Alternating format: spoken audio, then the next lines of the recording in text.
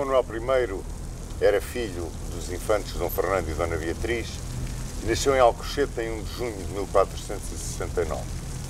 Faleceu em Lisboa em 13 de dezembro de 1521 e subiu ao trono em 1495.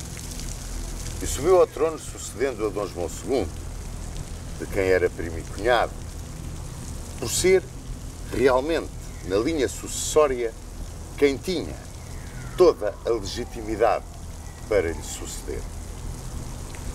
Chamaram-lhe o Venturoso. Foi um rei controverso. Há quem o defenda e quem o ataque.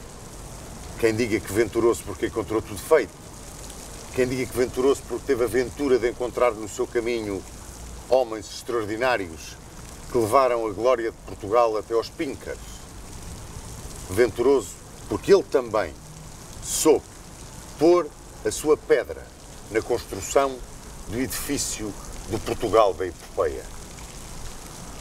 E pôs essa pedra através do seu espírito ecuménico, através da sua tolerância religiosa e através da sagacidade estratégica que conseguiu manter o equilíbrio permanente com Castela. Foi o homem que governou Portugal no momento mais alto de toda a sua história.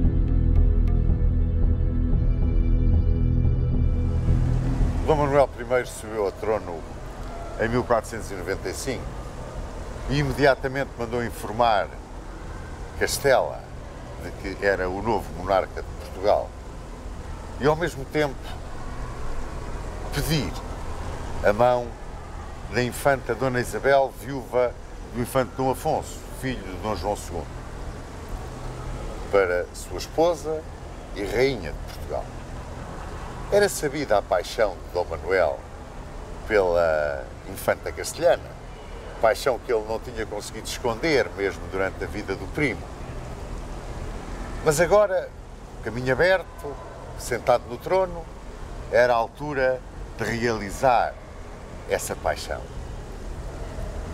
Dona Isabel de Castela aceitou, mas pôs um preço muito alto para a concretização desse sonho de Dom Manuel. Era a expulsão dos judeus de Portugal. Ora, se este casamento, por um lado, era um casamento de paixão, por outro, também era um casamento de Estado. Dom Manuel seguia a política do seu antecessor na manutenção de um estado de concórdia com Castela, por forma a que se pudessem voltar os dois reinos para o sonho da conquista ultramarina e da descoberta de novas terras. Assim, Dom Manuel aceitou a exigência da infanta castelhana e casou com ela. No entanto, contornou esse aceitar da condição imposta pela princesa castelhana através da criação da figura do cristão novo. Essa figura do cristão novo, feita pela aceitação da nova religião por parte dos judeus, foi a forma como Dom Manuel conseguiu contornar o problema. Uma forma inteligente, muito embora em alguns aspectos tenha sido acompanhada de violência. Quando se tiraram aos pais as crianças com menos de 14 anos para as entregar a famílias cristãs onde elas se pudessem introduzir perfeitamente na nova religião. Mas, apesar da proteção e apesar até do carinho com que Dom Manuel acompanhou esta ideia da criação dos cristãos novos, por parte dos cristãos velhos, por parte da população em geral, eles foram acolhidos com muitas reticências. Não acreditava a população dos cristãos velhos, os cristãos novos, tivessem na realidade abraçado a fé. E isso veio a ter ainda, durante o reinado de Dom Manuel, grandes repercussões e veio trazer sérios problemas. De qualquer forma, era uma maneira de evitar a saída do reino de uma força que aqui estava e que era extremamente útil ao desenvolvimento, ao apoio às descobertas e à parte comercial e financeira do reino. Ora, também Dom Manuel, logo que subiu ao trono, mandou chamar de volta a Portugal os Braganças que estavam exilados. E vieram Dom Jorge, Dom Dinis, Dom Álvaro e entraram de posse de todos os seus bens. Mais de 50 castelos. Dom Manuel estava absolutamente decidido a apoiar a sua governação na nobreza. Foi um erro, porque o afastou da base popular. Mas nem por isso, e segundo muitos autores, ele deixou de ser um rei que foi amado pelo seu povo. Também recebeu de braços abertos Dom Jorge de Lencastre, o bastardo de Dom João II, com quem houve quase que um arremedo de disputa pelo trono. E recebeu-o principescamente. Apoiou a sua irmã, a rainha viúva, Dona Leonor, nas obras pias que ela realizou. Nas Caldas da Rainha, nas Misericórdias. Foi, portanto, um homem grato para com a irmã que tanto o tinha apoiado na sua subida ao trono. Sentado no trono, casado com a paixão da sua vida, Dom Manuel enfrenta a primeira situação, digamos, muito melindrosa a nível internacional. Morre em Castela o infante Dom João, irmão da Rainha de Portugal e herdeiro da coroa. Mas porque também tinha morrido o único filho que ele tinha, a sua viúva, Dona Margarida de Áustria, apelou para o irmão, Filipe de Áustria, que era casado com outra infanta castelhana, Dona Joana. Imediatamente foram convocados para Sevilha os monarcas portugueses a fim de serem jurados herdeiros da coroa. Tiveram um filho, entretanto, Dom Miguel de Paz. Mas a Rainha de Portugal morreu de parto em 23 de agosto de 1498 e 23 meses depois morreu Dom Miguel de Paz, de maneira que o trono castelhano foi imediatamente para Dona Joana. Dona Joana, que depois foi Joana a Louca. portanto, com Dona Joana como herdeira do trono castelhano, com o problema castelhano resolvido, por esta maneira, Dom Manuel não abandonou a sua política de paz e concórdia com o vizinho do lado e tomou como esposa a outra infanta castelhana, Dona Maria. Corria o ano de 1498. Cristóvão Colombo saía para a sua terceira viagem às Américas. A segunda viagem, feita em 1493, tinha-o levado até à Dominicana, Porto Rico e Jamaica.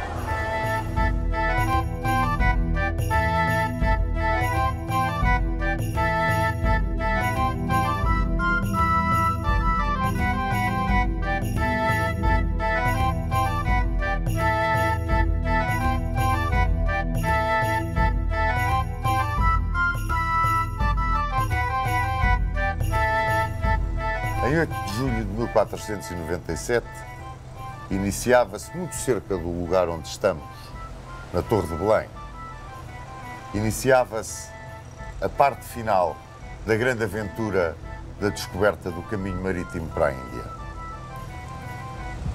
Organizou-se uma esquadra para esse fim e deu-se o comando dessa esquadra a Vasco da Gama. Vasco da Gama era filho de Estevão da Gama, o alcaide de Silves, e de Dona Isabel Sodré. Era um homem que tinha uma grande experiência, sobretudo na liderança de outros homens. Era um homem do mar experimentado, era naturalmente um guerreiro e, por isso mesmo, o encarregaram de comandar essa missão. Uma missão que tinha uma grande base de conhecimento científico, uma grande base de conhecimento marítimo, uma grande base de construção naval.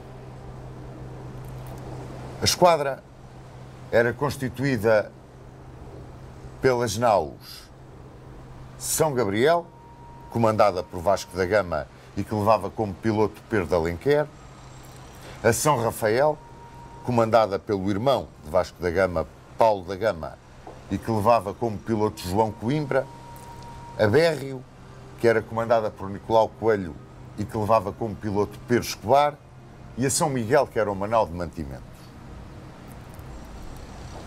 Os comandantes das naus velaram na véspera da partida, onde agora está o Mosteiro dos Jerónimos.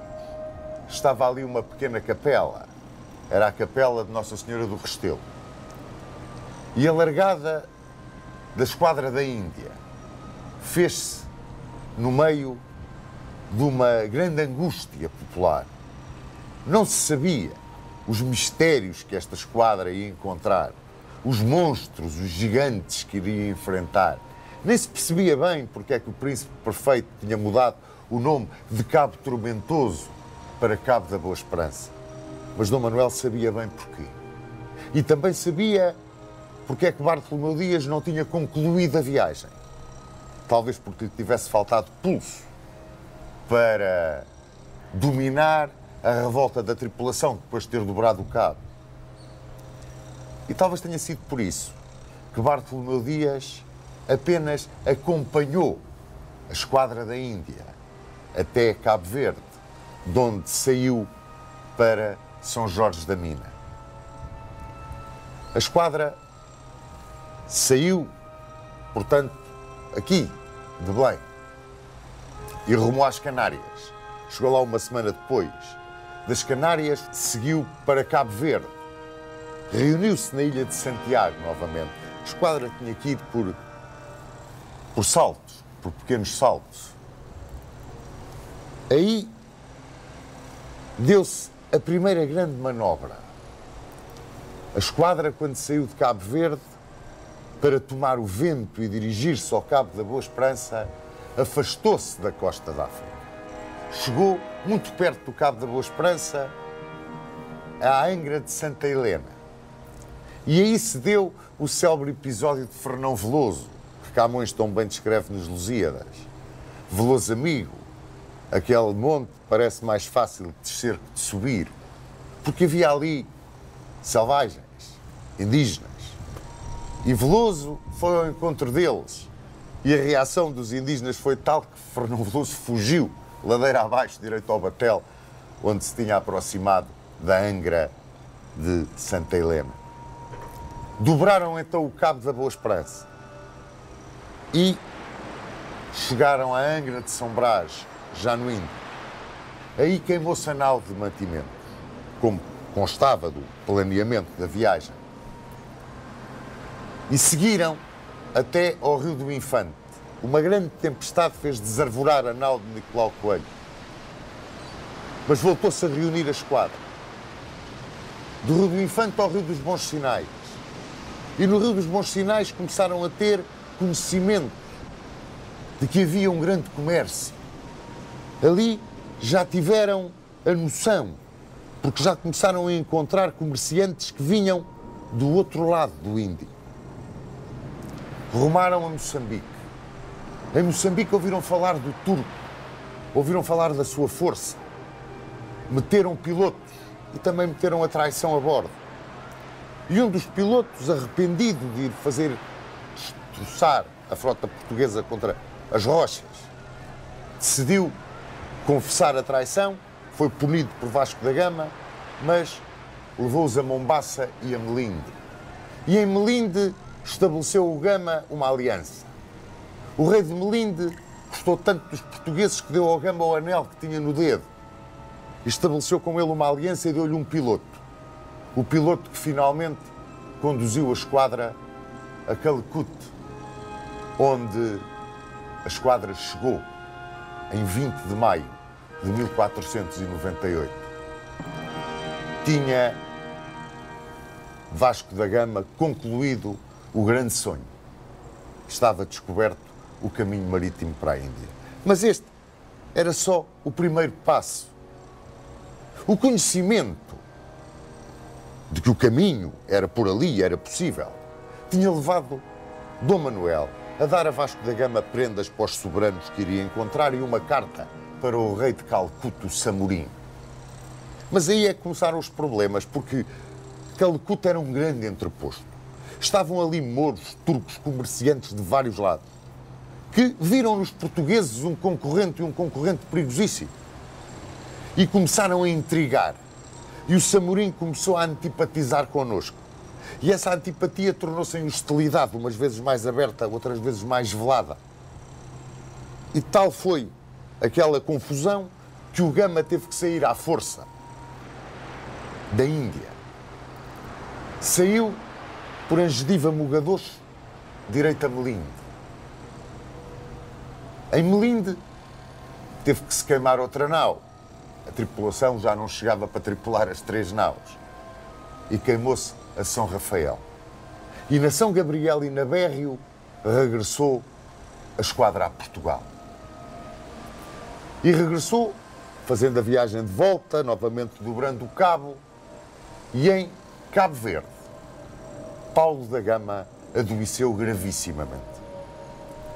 De forma tão grave que Vasco da Gama decidiu ficar com ele nos Açores, na Ilha Terceira, na viagem de regresso, destacando Nicolau Coelho para vir a Lisboa informar Dom Manuel do grande sucesso da viagem. Vinha também uma embaixada que o rei de Melinde mandara para contactar com Dom Manuel. Dom Manuel ficou maravilhado com as notícias que lhe deu Nicolau Coelho, que fundiu em Cascais e foi a Sintra dar as notícias ao rei. Depois de enterrar o irmão, Vasco da Gama chegou em agosto de 1499. Tinha durado praticamente 2 anos a parte final da descoberta do caminho marítimo para a Índia. Foi recebido em triunfo. Deram-lhe imensos privilégios. E depois Vasco da Gama usou-os bem. Esta descoberta do caminho marítimo para a Índia, pois logicamente que caiu como uma bomba em Veneza, em Génova, em Florença. Eles já suspeitavam de que os portugueses iam chegar por mar à fonte das especiarias, que era, afinal de contas, a razão de ser da sua imensa riqueza. Já para aqui tinham vindo espiar. E agora, depois da grande vitória portuguesa, decidiram vir em força. E para aqui trouxeram banqueiros, armadores, comerciantes. Eles, para evitar uma catástrofe, decidiram o mal menor: colaborar na grande empresa. Em 1497, saiu para o mar numa missão secreta Duarte Pacheco Pereira. Qual era a missão dele? Era verificar a existência de uma grande massa de terra que aparecia no mapa de Pero Vaz Bisagudo, no Ocidente. Essa terra a que um dia se chamou Brasil. Navegou para lá Duarte Pacheco Pereira. É muito provável que com a ideia de ver se havia qualquer passagem nessa massa de terra que pudesse conduzir à Índia. Ou seja, o Gama ia por um lado e Duarte Pacheco Pereira pelo outro. Duarte Pacheco Pereira era um grande soldado, um grande marinheiro, um escritor, um homem de uma extraordinária capacidade intelectual. A carta que ele escreve ao rei, dizendo que encontrou uma grande massa de terra firme, com grandes ilhas, e que era rica em muito e fino para o Brasil, era aquela a terra do mapa guardado no tesouro secreto de Dom João II, o mapa de Bisagudo. Era aquela a terra do Brasil? Foram verificar a posição, foram ver se realmente estava dentro daquilo que nos competia pelo Tratado de Tordesilhas. E estava dentro daquilo que nos competia pelo Tratado de Tordesilhas. 8 de março de 1500. Também aqui de Belém sai uma esquadra. Com grande pompa e circunstância, era a segunda esquadra para a Índia. Comandava Pedro Álvares Cabral, da família do lendário Gonçalo Velho Cabral. Levava com ele 13 naus, grandes capitães, Simão de Azevedo, Nicolau Coelho, Bartolomeu Dias, Gaspar de Lemos, mas ia também com ele Duarte Pacheco Pereira. Era escrivão da Armada Pero Vaz de Caminha. E é através da carta de Pero Vaz de Caminha que se conhece o que foi essa viagem. Essa viagem extraordinária que tinha como destino a Índia. Tinha como destino o castigo do Samorim. Tinha como destino carregar as naus com as especiarias. Era a afirmação da descoberta do caminho marítimo, era a presença da força portuguesa na Índia. Mas era só isso. Havia várias instruções. Eram instruções secretas. O segundo grupo de instruções soube-se. O primeiro nunca se soube de que é que constava. O que se sabe é que eles rumaram daqui, de Belém, a Cabo Verde, a São Nicolau. E que em Cabo Verde seguiram as instruções do Gama, que os mandava tomar ventos muito largos, em mar muito largo, para aproarem ao Cabo da Boa Esperança. Será que aí houve a intervenção de Duarte Pacheco Pereira? Será que aquilo que Pero Vaz de Caminha diz para o rei que se cumpriram as instruções de Vossa Alteza, como então se chamava o rei, que se cumpriram as instruções e que essas instruções resultaram em que no dia 21 de abril, navegando para o mar largo para apanhar os ventos, se encontrou no mar grande quantidade de ervas e madeiras e que no dia 22 de abril de 1500, uma quarta-feira, se viu terra. Um grande monte redondo, a que se chamou Monte Pascoal, estava-se na época da Páscoa. A terra chamou-se Terra de Vera Cruz, ao sítio onde aportaram Porto Seguro. E mandava-se dizer que havia indígenas que eram tímidos, pacíficos, que viram de longe a missa rezada na praia, a imposição do nosso padrão de descoberta. Quem trouxe a notícia a Lisboa foi Gaspar de Leme. É curioso que essa terra era precisamente aquela que Duarte Pacheco Pereira tinha visto. E essa terra era a que estava no mapa de Bisagudo, consoante o cosmógrafo João Marinho disse a Dom Manuel. A carta de Pedro Vaz de Caminha é assinada de 1 de maio de 1500. Durante muito tempo, a data da descoberta do Brasil foi 3 de maio de 1500. Mas a data da descoberta, taxativa na carta de Pedro Vaz de Caminha, é quarta-feira, 22 de abril de 1500.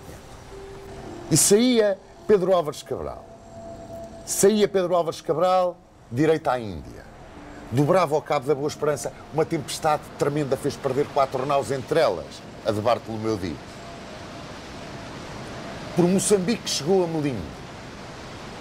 De Melinde rumou para Calcute. A 13 de setembro estava em Calcute. E aí, novas guerras, novos combates, novas intrigas. Teve que abrir caminho a tiro. Com o Samorim, os portugueses não se entendiam. E foi a Coxim. E aí sim, estabeleceu uma aliança. Os princípios de uma feitoria. De Coxim, por Cananor, iniciou a viagem de regresso. E chegou a Lisboa em julho de 1501. Se o Gama perdeu dos 170 homens da sua tripulação, um número muito grande, só cá chegou com 58 na primeira viagem, Cabral na segunda viagem, dos 13 navios, chegou com 8. Levava 1500 homens quando saiu aqui de Belém. Seria que essas armadas que se decidiu mandar no mês de março de cada ano para a Índia iriam valer tanto sacrifício? Foi a armada de João da Nova. Nela já iam barcos de empresas comerciais. Iam barcos dos Marchione. E essa é realmente a esquadra que inicia a saga dos carregamentos. Veio atulhada. Venceu a esquadra do Samorim. E se iniciou a saga das riquezas que vinham da Índia, iniciou também a saga da fama de quase invencibilidade dos portugueses. Quando se dava a viagem de Cabral para o Brasil, uma viagem que passou praticamente ignorada, ocorreu também. Seguindo a rota do descobridor da terra dos bacalhaus, o pai Corte Real, os seus filhos Gaspar, Miguel e Vasco dedicaram-se também às navegações. E Gaspar Corte Real descobriu a Terra Verde, o Canadá. Voltou ao Canadá e desapareceu. E à sua procura foi Miguel Corte Real. E desapareceu também. Corria o mistério dos Corte Real. Dom Manuel não deixou sair Vasco Corte Real à procura dos irmãos. Dizem que até 1926 nada se soube dos Corte Real, mas que em 1926, no Massachusetts, um investigador americano, Edmundo de Labarre, descobriu uma rocha. E nessa rocha, gravado em latim, o seguinte: Miguel Corte Real, pela graça de Deus, chefe dos índios. 1511. Será verdade? Será mentira? Talvez seja uma ajuda para resolver esse mistério do escorte real. Em 1502, Dom Manuel mandou organizar uma enorme esquadra para ir à Índia. E decidiu entregar o comando dessa esquadra a Pedro Álvares Cabral. Mas aí apareceu Vasco da Gama. E Vasco da Gama apareceu reclamando o privilégio que tinha de comandar quando lhe aprovesse as esquadras que iam para a Índia. E exigia agora o seu comando. E Dom Manuel entregou-lhe o comando dessa esquadra. Eram 20 naus. Era a segunda viagem de Vasco da Gama à Índia e ficava marcada de várias formas. Ficava marcada pela chegada a Quiloa. E com o ouro de Quiloa fundiu-se a custódia de Belém, a custódia dos Jerónimos, o mosteiro que já estava a ser construído com o dízimo das carregações da Índia, o mosteiro que imortalizava a epopeia portuguesa. Depois aproximou-se da Índia e mandou avisar o Samorim que ia chegar. Atacou-lhe todas as naus, incendiou umas, afundou outras, incluindo naus de Meca, as naus que iam para a Terra Santa, os muçulmanos, e carregou um batel com mãos decepadas a prisioneiros e mandou-o levar sem uma palavra ao Samorim. O Samorim entrou em pânico. Pediu alianças com Coxim, com Cananor, mas só Cananor respondeu. E o Gama destruiu-lhe a esquadra.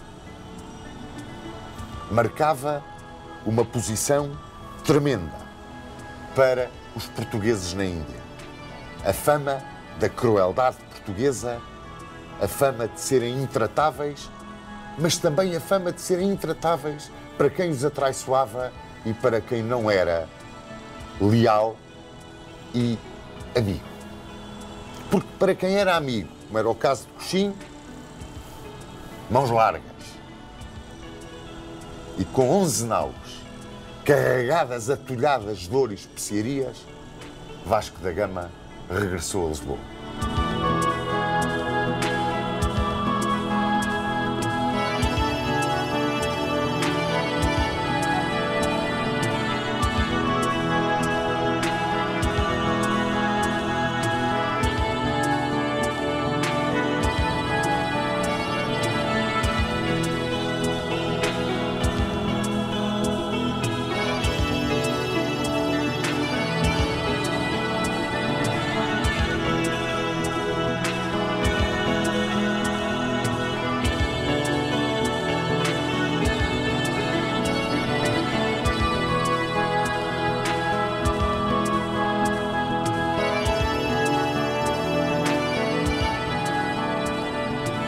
Muito embora no reinado de Dom Manuel a estratégia apontasse para o empenhamento no Oriente, a verdade é que também aqui, no norte da África, tão semeado como podem ver de ruínas da nossa presença, os portugueses se distinguiram. Na defesa de Safim, Nuno Fernandes de Ataíde e Lopo Barriga cobriram-se de glória. E o Duque de Bragança, Dom Jaime, com um exército de 18 mil homens pago por ele, veio a Zamor para limpar a sua imagem, que tinha ficado maculada porque, numa crise de ciúmes, o grande fidalgo matara Dona Leonor de Medina Sidónia, a sua esposa. A bandeira de Portugal flutuava então sobre as praças de Ceuta, Tânger, Alcácer Seguer, Safim, Azamor, Santa Cruz, Arzila e sobre Mazagão, que por nós tinha sido construído.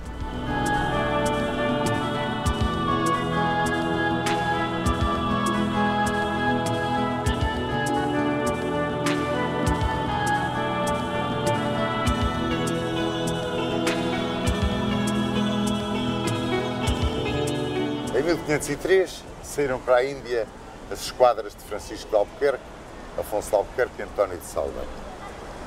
Levavam como missão combater o Samorim de Calcute e criar uma fortaleza em Cochim.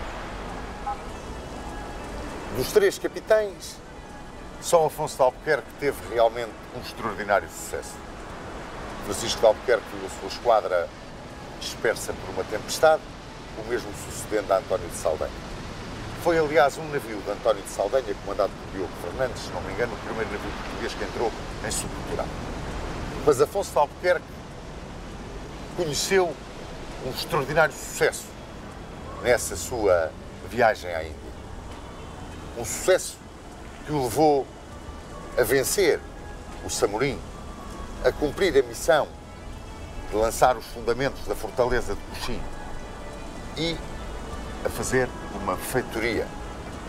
Regressou por Cananor a Portugal, trazendo as suas naus atulhadas de especiarias. Tinha sido uma viagem extraordinariamente proveitosa, esta de Afonso de Albuquerque. Pena foi que as outras esquadras não tivessem conseguido igual a isso. Deixou Afonso de Albuquerque em Cochim para governar a fortaleza e defender aquela terra que nos era, afinal de contas, tão essencial.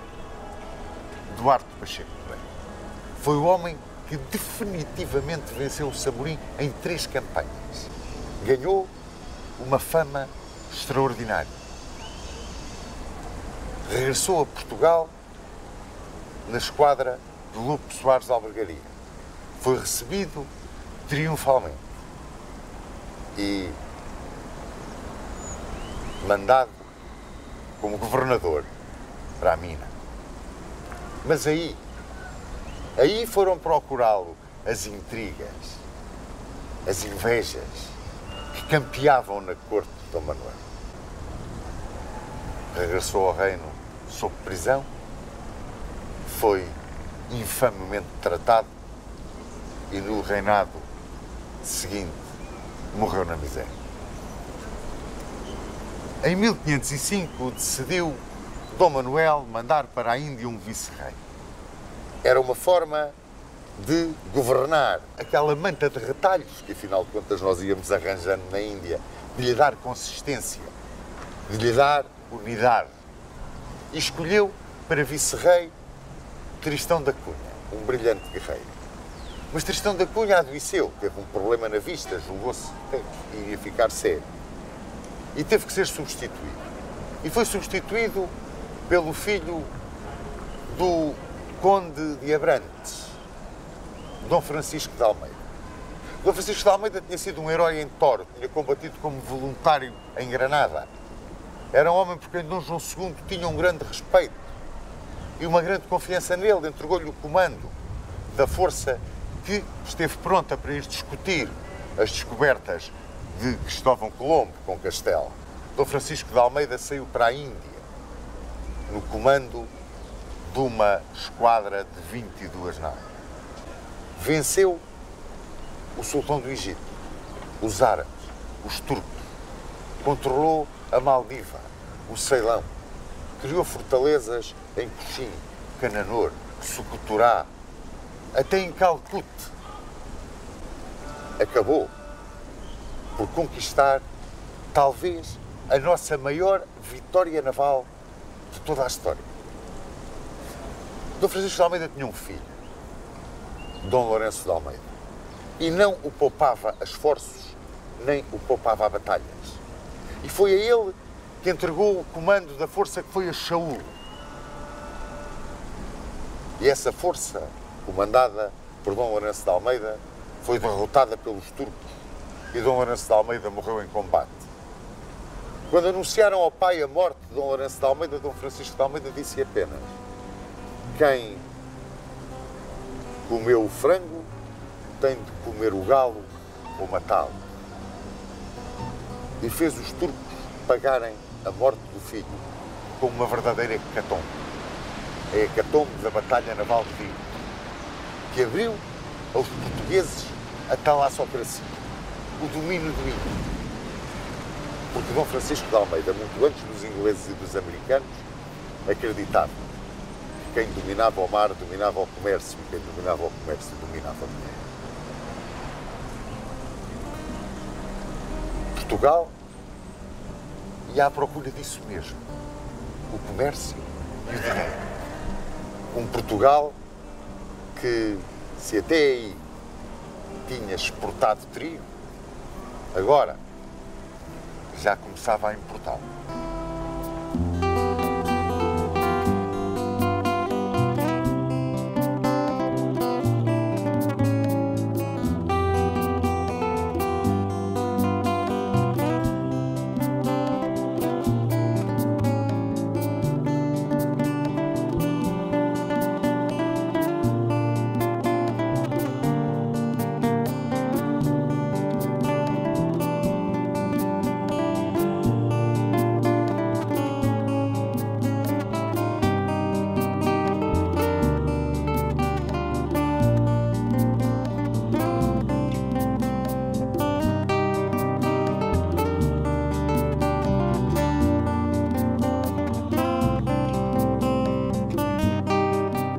Quando Tristão da Cunha recuperou a vista, Dom Manuel deu-lhe uma armada para com ela zarpar para a Índia. E com Tristão da Cunha ia Afonso de Albuquerque. Os dois capitães não se davam bem, tinham quesílias um com o outro. Mas Tristão da Cunha admirava profundamente Afonso de Albuquerque, e a tal ponto que lhe pediu para que armasse cavaleiro o seu filho Dom Nuno da Cunha, aquele que um dia seria o 10º governador da Índia e em cujo mandato Dom António da Silveira se cobriu de glória na defesa de Vigo. Estava planeado que em determinado ponto da missão Afonso de Albuquerque tomaria o comando de 5 naus e seguiria o seu caminho, enquanto Tristão da Cunha rumaria à Índia. E assim foi. Depois de terem descoberto as ilhas de Tristão da Cunha, depois de terem navegado na costa de Madagascar e terem tomado Oja e Brava e terem tomado Socotorá, dividiram-se as duas forças. Tristão da Cunha seguiu para a Índia e com 5 naus, Afonso de Albuquerque rumou a Ormuz. O sonho de Afonso de Albuquerque chamava-se Império da Índia, Império do Oriente. E para o conseguir, ele tinha que submeter todos os soberanos da maior importância à vassalagem do rei de Portugal. Tinha que tomar os portos, tinha que controlar o comércio, tinha, afinal de contas, que conseguir uma riqueza sem par para Portugal. Tomou Mascate, rumou a Ormuz, fundiu diante de Ormuz, conseguiu a vassalagem do cheque persa de Ormuz, que se traduziu no pagamento de um pesadíssimo tributo, e ali mandou construir uma fortaleza dominando a saída do Golfo Pérsico. Mas Ormuz era tributária do sultão da Pérsia, e o sultão da Pérsia mandou um seu delegado para receber o tributo. E esta passagem da história de Albuquerque é famosa. Afonso de Albuquerque recebeu o enviado do sultão da Pérsia na nau almirante. Recebeu-o com toda a pompa, mas a coberta da nau estava cheia de pelouros, coraças, espadas, armas de toda a espécie. E Afonso de Albuquerque olhou para o persa e disse-lhe assim: esta é a moeda com que o rei de Portugal paga os seus tributos. E o persa percebeu perfeitamente. Afonso de Albuquerque levava com ele uma carta de Dom Manuel, que o nomeava para governar a Índia, substituindo Dom Francisco de Almeida. O grande Dom Francisco de Almeida, vencedor da Batalha Naval de Biu, como vos disse na altura, uma das batalhas decisivas da história militar portuguesa e, muito provavelmente, da história militar universal. As relações entre Afonso de Albuquerque e Dom Francisco de Almeida eram muito tensas. E, quando chegou ao fim do seu mandato, Dom Francisco de Almeida entregou o governo da Índia a Afonso de Albuquerque. E, quando regressava a Portugal, morreu combatendo os Hotentotes, na aguada de Saldanha, perto do Cabo da Boa Esperança, em 1 de março de 1510. Afonso de Albuquerque iniciou, então, o seu glorioso governo da Índia. Protegeu Dom Fernando Coutinho quando ele teve que retirar diante do fracassado assalto a Calcute. E em 1510, logo em 1510, Afonso de Albuquerque toma Goa, ou Turquidalcão. E em 1511 toma Malaca. A conquista de Malaca ficou célebre, porque a defesa de Malaca era considerada praticamente intransponível, com os seus canais e as suas pontes. Pois Afonso de Albuquerque, à frente dos seus homens, fez cair Malaca. E foi tal o terror, tal o respeito, tal a fama, que precedia o grande chefe português, que o nome de Portugal revoou por todo o Oriente. De Malaca, mandou Afonso de Albuquerque a nossa primeira expedição ao Oceano Pacífico. Em 1513, rumou para o Estreito de Bab el-Mandeb. O seu objetivo era conquistar Adém, para assim dominar os estreitos. E com o domínio dos estreitos, do Mar Vermelho e do Golfo Pérsico, dominar a navegação e o comércio no Oceano Índico. Mas fracassou a conquista de Adém. E Albuquerque imediatamente modificou o seu planeamento e assentou o controle das rotas marítimas do Oceano Índico no domínio de um triângulo estratégico: Sofala, Hormuz, Malaca, com o centro nevrálgico em Goa, a capital da Índia, a capital do Império do Oriente e depois capital do Estado da Índia. Em 1514, estabelecia a paz com Calcute, estabelecia relações diplomáticas com os grandes potentados da Índia e navegava no Mar Vermelho com todos os navios turcos recolhidos aos seus portos. Determina o casamento dos portugueses com mulheres indianas. Ele sabia a inferioridade do potencial humano português para poder ocupar aquele imenso império com que sonhava. Mas os triunfos de Afonso de Albuquerque, que se materializaram, por assim dizer, no apogeu, no pináculo de Portugal, quando em 1513 a Embaixada de Tristão da Cunha paralisou de pasmo a cidade de Roma. A fama de Albuquerque doía muito na corte de Lisboa, invejosa, sedenta do ouro da Índia, e começaram a intrigar junto de Dom Manuel. Albuquerque era um dilapidador, sonhava com a realeza, queria um império só para ele. E Dom Manuel, valha a verdade histórica na sua mediocridade, completamente controlada por validos, mandou Lopo Soares de Albergaria substituir Afonso de Albuquerque e fê-lo acompanhar pelos mais assanhados inimigos de Afonso de Albuquerque. Mas Afonso de Albuquerque, que remédio tinha ele, suportou a injustiça régia. E quando morreu, em 15 de dezembro de 1515, teve uma frase: de mal com el rei por amor dos homens e de mal com os homens por amor da lei. Afonso de Albuquerque foi substituído no governo da Índia por Lopo Soares de Albergaria.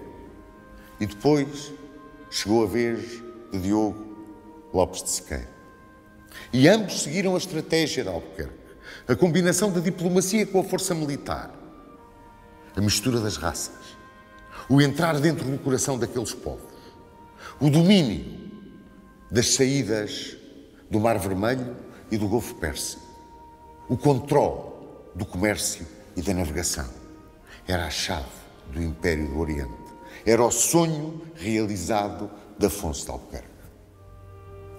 Quando Diogo Lopes de Sequeira era o governador da Índia, naufragou diante de Malaca.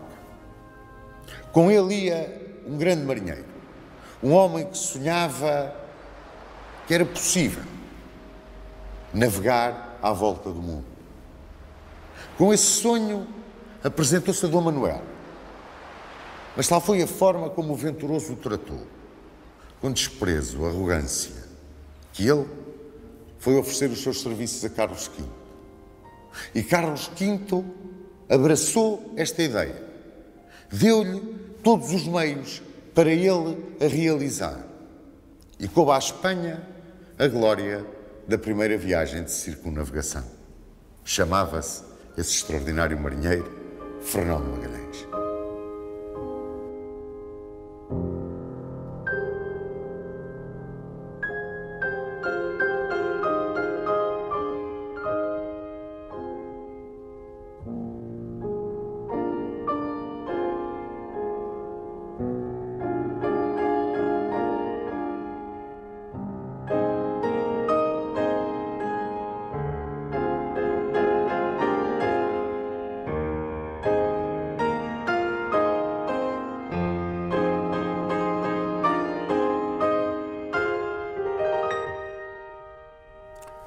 Em 6 de junho de 1502, nascia o príncipe Dom João, herdeiro do trono. E a tempestade que desabou sobre o país nessa noite foi tida como um mau presságio. Em 1503, nascia Dona Isabel, que um dia seria esposa de Carlos V, o monarca em cujos reinos o sol nunca se punha. Em 1504 nasceu Dona Beatriz, que seria mãe de Emanuel Felisberto de Saboia, o cabeça de ferro, o grande general vencedor da Batalha de São Quintino contra os franceses. Do casamento de Dom Manuel com Dona Maria de Castela, nasceram também o infante Dom Luís, um sábio, amigo, íntimo e protetor de Pedro Nunes. O infante Dom Fernando, que foi um homem de letras. O infante Dom Afonso, que foi cardeal. O infante Dom Duarte, que casou com Dona Isabel de Bragança e foi pai de Dona Catarina de Bragança.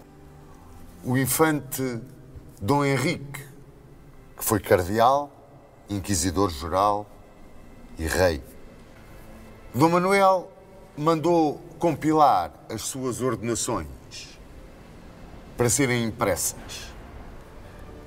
Levou a compilar todo o seu código legal de 1506 a 1520 e fizeram-no os doutores Rui Gran, Rui Boto e João Coutrinho. Estas ordenações foram o espelho daquilo que foi a política manuelina para com o povo português. Tudo parecia que se ia concentrar no poder da realeza, apoiado no poder da fidalguia. Foram as ordenações impressas. A imprensa que aparece com Gutenberg em 1436 já tinha chegado há muito a Portugal. Dom Afonso V tinha uma tipografia em Leiria. Imprimiram-se livros em Portugal, em Lisboa, em 1481 e em Braga, em 1494. Dom João II protegeu muito a arte da tipografia. Aliás, Portugal era então um país onde corriam muitos artistas de fora. Vinham ver Lisboa, a cidade que julgavam maravilhosa, a cidade onde chegavam as armadas, era um bocado já uma ilusão. Porque os braços começavam a escassear. Os cultivadores tinham virado marinheiros, tinham virado aventureiros e começava a escassear quem arrodeasse a terra. O príncipe herdeiro, Dom João, em traços muito gerais, não era um político de gênio, nem era um gênio político, não, era um homem de bom senso, isso era. Era um fanático religioso, também era. Mas era, sobretudo, um homem que, graças ao grande apoio que teve do infante Dom Luís, se tornou num apaixonado defensor da cultura e ele próprio num grande estudioso. Pode mesmo dizer-se que poucas vezes na monarquia portuguesa alguém terá feito tanto em prol do desenvolvimento da cultura como fez Dom João. Antes de subir ao trono, teve um grande desgosto de amor e é um desgosto que se pode espelhar bem neste claustro. Ele estava muito apaixonado por Dona Leonor de Castela, que era a sua noiva oficial, quando o pai, por quem enviuvou de Dona Maria, casou com Dona Leonor. Roubou a noiva ao filho. E Dom João nunca perdoou. E quando um dia subiu ao trono, aqui no Convento de Cristo, mandou fazer este claustro de Dom João III, que tapa praticamente todo o claustro que está por trás dele, que é o claustro de Dom Manuel. Era uma forma, talvez, que ele tinha, subreptícia, mas para a posteridade e para quem a quisesse entender, de apagar a memória paterna.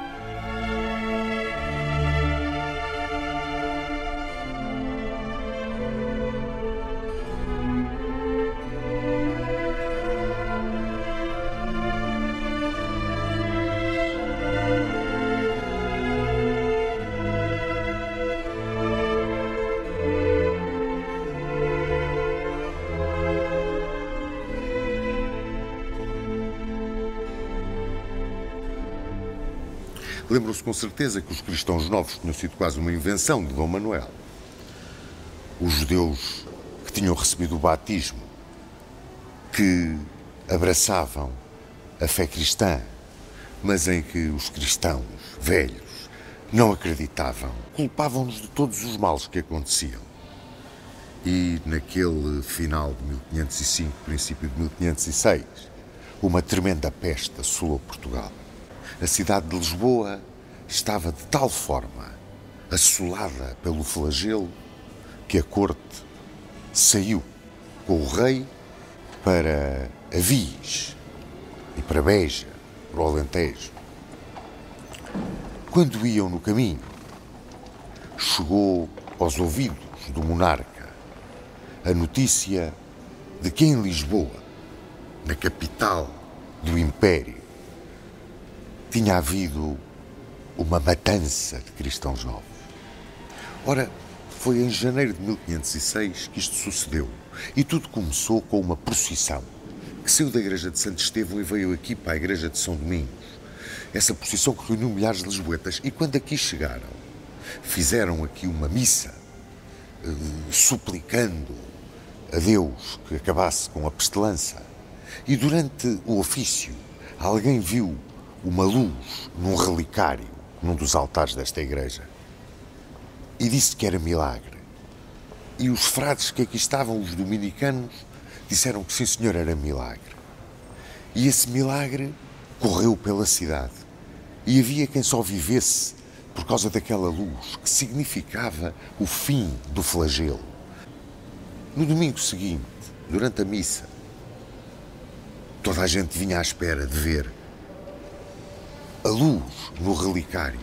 E toda a gente via a luz no relicário, até que alguém disse que não havia luz nenhuma. Em relicário não havia nada. Era um cristão novo. Meu Deus. Os padres começaram a gritar, os frades a gritar que era heresia, saíram de cruz alçada, Puseram o desgraçado fora da igreja, mataram-no, partiram-no aos pedaços, começaram a correr a parte baixa da cidade, à procura de tudo quanto era cristão novo, a entrar em casas a matar velhos, mulheres, crianças, homens, fizeram fogueiras no Rocio e fogueiras na Ribeira. E mataram centenas e centenas de pessoas. A tal ponto que Aires da Silva e Dom Álvaro de Castro tiveram que avançar com tropas sobre a cidade. E o Barão de Alvito teve que vir aqui com os magistrados. Mais de 50 populares foram enforcados. E os padres, que afinal de contas tinham sido quem tinha despoletado aquela tragédia, foram supliciados no Garrote. E a Lisboa, capital do reino, foram tirados muitos privilégios.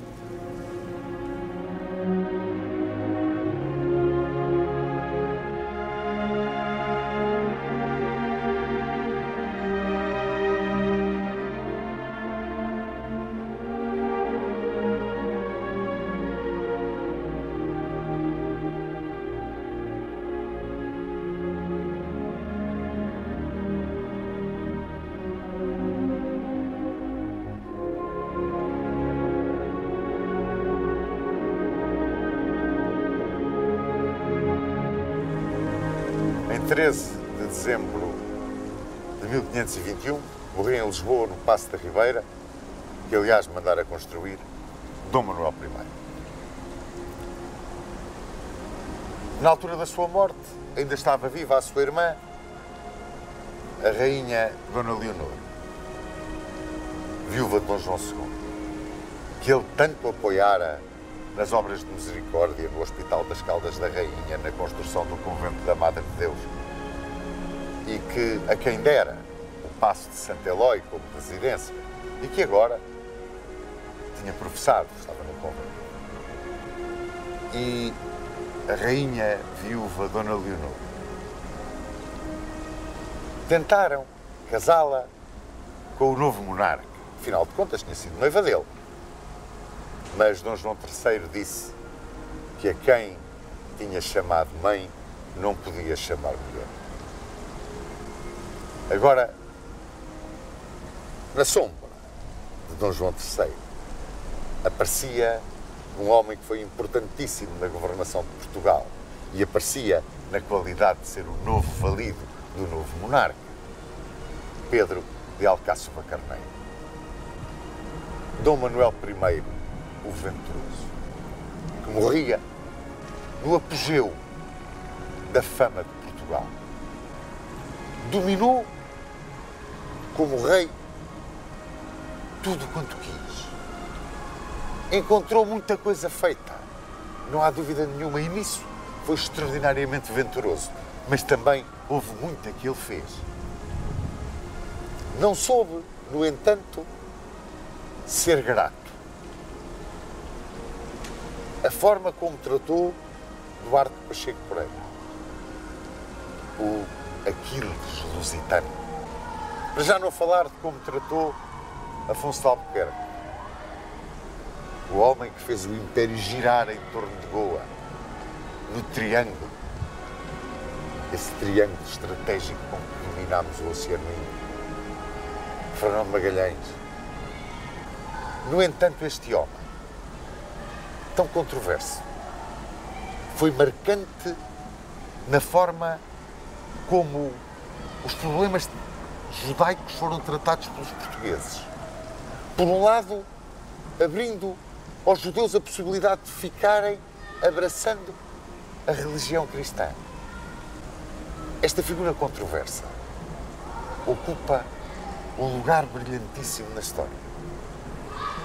Não deixa de ser controverso pelo facto de ocupar esse lugar brilhantíssimo e vice-versa.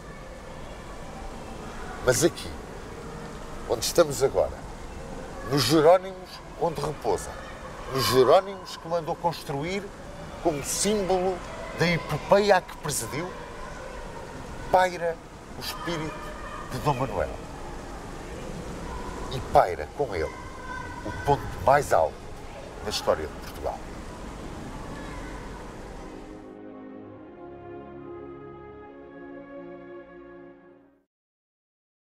Dom Manuel I o Venturoso.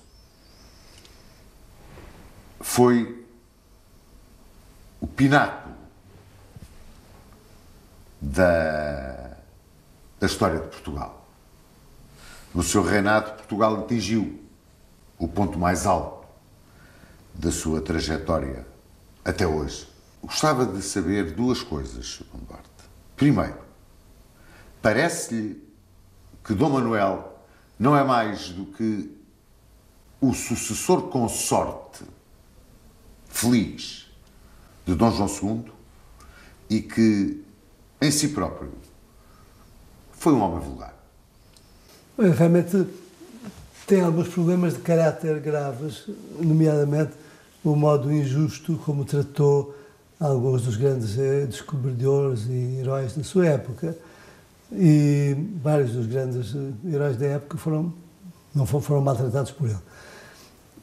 De resto, as imagens dele já não são muito favoráveis, não é? A cara dele que aparece nas gravuras e nos desenhos já não denota assim uma personalidade muito simpática. Não há dúvida que, na época dele, Portugal soube aproveitar as descobertas, nomeadamente da Índia, portanto, para brilhar a nível mundial. E criou um prestígio enorme, incluindo os monumentos que foram construídos, o Torre de Belém, os Jerónimos e tantos outros, tantas igrejas e monumentos que há pelo país em estilo manuelino. O que contribuiu muito para o prestígio e o nome de Portugal no mundo. Às vezes, há pessoas que conseguem realmente resultados extraordinários sem ter, aparentemente, muito mérito pessoal. E esse foi, de facto, o caso do rei Dom Manuel I.